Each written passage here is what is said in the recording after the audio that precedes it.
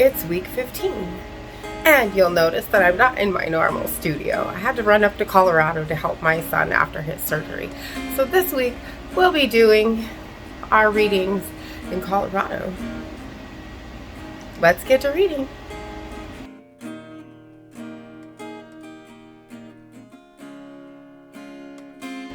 Day 101. Job 11. Then Zophar the Naamathite answered, should a multitude of words go unanswered, and should one full of talk be vindicated? Should your babble put others to silence, and when you mock, shall no one shame you? For you say, my conduct is pure, and I am clean in God's sight. But oh, that God would speak and open his lips to you, and that he would tell you the secrets of wisdom. For wisdom is many-sided.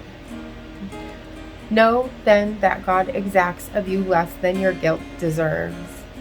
Can you find out the deep things of God? Can you find out the limit of the Almighty? It's higher than heaven. What can you do? Deeper than Sheol. What can you know? Its measure is longer than the earth and broader than the sea. If he passes through and imprisons and assembles for judgment, who can hinder him? For he knows those who are worthless. When he sees iniquity, will he not consider it? But a stupid person will get understanding when a wild ass is born human. If you direct your heart rightly, you will stretch out your hands toward him. If iniquity is in your hand, put it far away, and do not let wickedness reside in your tents. Surely then you will lift up your face without blemish. You will be secure and will not fear. You will forget your misery. You will remember it as waters that have passed away. And your life will be brighter than the noonday. Its darkness will be like the morning. And you will have confidence because there's hope. You will be protected and take your rest in safety. You will lie down and no one will make you afraid. Many will entreat your favor, but the eyes of the wicked will fail. All way of escape will be lost to them, and their hope is to breathe their last. Proverbs 11. A false balance is an abomination to the Lord, but an accurate weight is his delight. When pride comes, then comes disgrace, but wisdom is with the humble.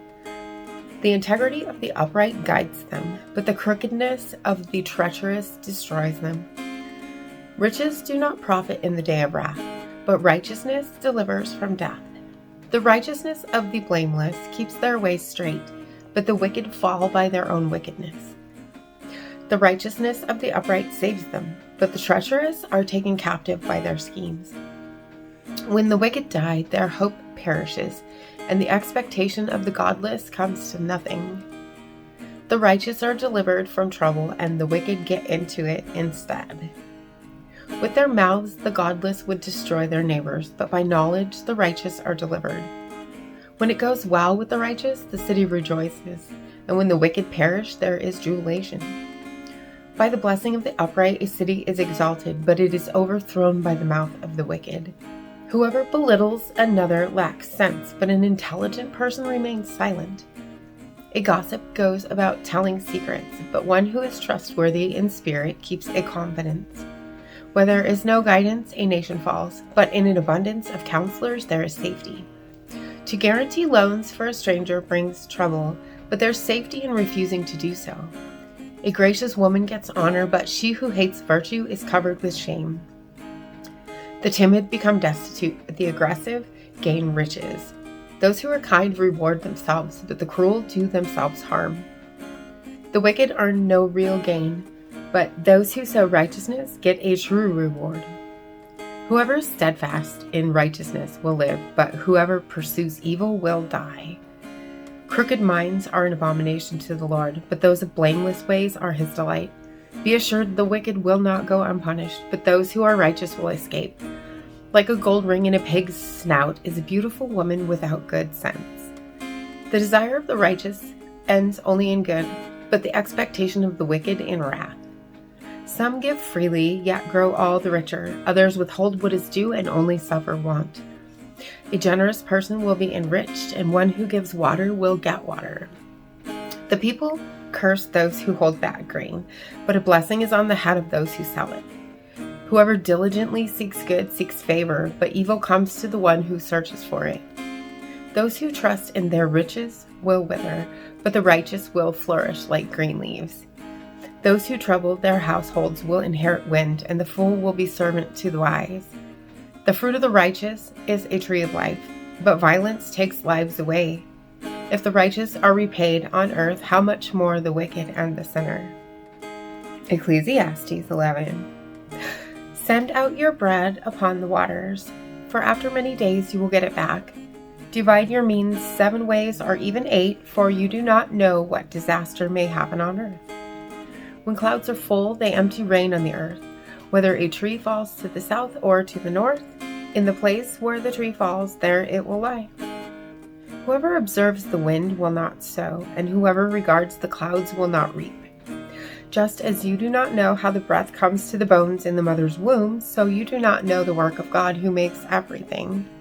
In the morning, sow your seed, and at evening do not let your hands be idle, for you do not know which will prosper, this or that, or whether both alike will be good. Light is sweet, and it is pleasant for the eyes to see the sun. Even those who live many years should rejoice in them all, yet let them remember that the days of darkness will be many. All that comes is vanity. Rejoice, young man, while you are young, and let your heart cheer you in the days of your youth. Follow the inclination of your heart and the desire of your eyes, but know that for all these things God will bring you into judgment. Banish anxiety from your mind and put away pain from your body, for youth and the dawn of life are vanity. And as always, thank you so much for being here today. Don't forget to click subscribe if you haven't already, and I will see you tomorrow. Maranatha. I know without a doubt you'll carry me out of the storm. I'm standing at the crossroads. I'm lost without a clue. I need a big pink neon sign to show me what to do. I thank you, Lord. It glorifies you when you're the only answer. I praise you, Lord, for holding what's too much for me. And I'm amazed by you, Lord, because nothing's too big and nothing's too small to lay at your feet. I want to thank you, Lord, for believing.